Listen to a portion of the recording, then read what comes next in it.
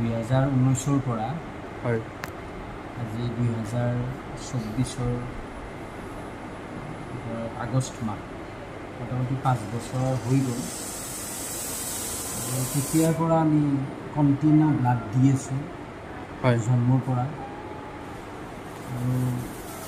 ধৰক ব্লাড দি থাকিলে হস্পিটালে আমাৰ বিভিন্ন hospital Chennai Apollo Delhi Apollo Vellore গুৱাহাটীৰ গোটেই হস্পিটাল আমি ঘূৰিছোঁ আৰু ইয়াৰ ট্ৰিটমেণ্ট এটা আছে বন মেৰু ট্ৰেন্সপ্লেণ্ট হয় হয় সেইটোৰ কাৰণে আমি এতিয়া মানে ভাবিছোঁ সেইটো কৰিবলৈ আমি এতিয়া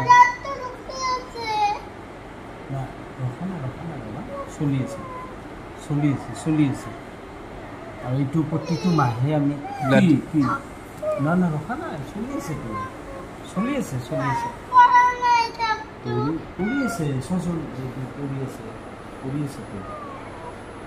বিয়া সেনেকুৱা নকৰিব বাবা সেনেকুৱা নকৰিব আছেতো তুমি চোৱাচোন এইটো চোৱা দেখিছনে পৰি আছে দা বাবা ব্লাডটো পৰি আছে এইটো নহয় এইটো পৰিছে মই চাই আছোঁ কওকচোন এনেকৈ আমি প্ৰতিটো মাহে বৰ কষ্টদায়ক জীৱন আমি ধৰি আছোঁ আৰু নিজেও কেতিয়াবা ৰাতি গোটেই উজাগৰে থাকি কান্দি থাকে কি হ'ব আমাৰ হয় তেওঁক মই আশ্বাস দি থাকোঁ যে তুমি চিন্তা নকৰিবা তেওঁ কৈছে যে আমাৰ যিমান যি প্ৰপাৰ্টি চব দুখোপ আপুনি বিক্ৰীয়ে কৰি আছে মোৰ নিজৰ যিখিনি পিন্ধা সোণাখিনিও আপুনি বিক্ৰী কৰিব মই হ'ব ৰ'বাচোন মই সেনেকৈ তেওঁক আশ্বাস দি আছোঁ হয় কিন্তু এতিয়া কেনেকুৱা হৈছে মই বিজনেছো কৰিব যাব নোৱাৰোঁ মেণ্টেল ডিপ্ৰেশ্যন একদম এনি টাইম হেডেক হয় যাৰ ফলত মানে এতিয়া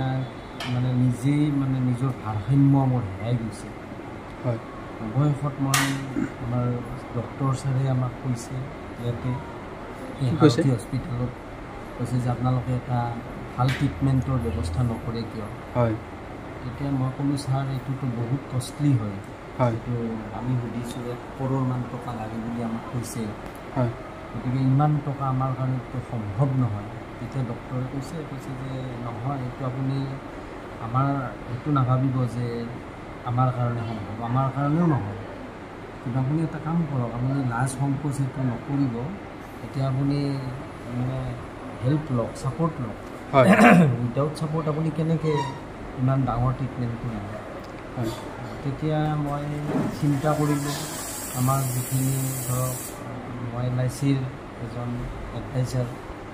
LICৰ আমাৰ যিবিলাক অভিজ্ঞতা বন্ধু আছে এজেণ্ট বন্ধু আছে তেওঁলোকৰ লগতো ডিছকাছ কৰিলোঁ তেওঁলোকে মোক বহুত ছাপৰ্ট দিছে আৰু সেই ছাপৰ্টটো মই শলাগ লৈছোঁ আৰু সেইমতে মোৰ এতিয়া সাহস হৈছে আৰু লগে লগে যদি ধৰক মানে মই এতিয়া যিহেতু লাজটো আৰু বাদ দিছোঁ মাত্ৰ বাবাৰ কাৰণে আৰু বাবাৰ যাতে আমি সদায় মা দেউতা শব্দ দুটা আমি শুনিব পাওঁ সেইখিনি আমাক যাতে ৰাইজে সহায় কৰে আমাৰ এই জাৰ্ণিটোত যাতে ছাকচেছ কৰে মানে ধৰক আমি যাতে সফল হওঁ এই জাৰ্ণিটো হয় নিশ্চয় হ'ব সফল হ'ব মানে সেইকাৰণে মই কেতিয়াও ভবা নাছিলোঁ যে কাৰোবাৰ ওচৰত আমি হেল্প ল'ব লাগিব মই নিজে আনক হেল্প কৰা মানে আৰু এতিয়ালৈকে 5 বছৰ হৈ গ'ল কাৰো ওচৰত মই হাত পতা নাই কিন্তু এতিয়া মই মাত্ৰ এই দেউতা আৰু মা শব্দটো হিচাপে সেই দুটা কষ্টদায়ক গতিকে মানে ভাবিব নোৱাৰা কি হ'ব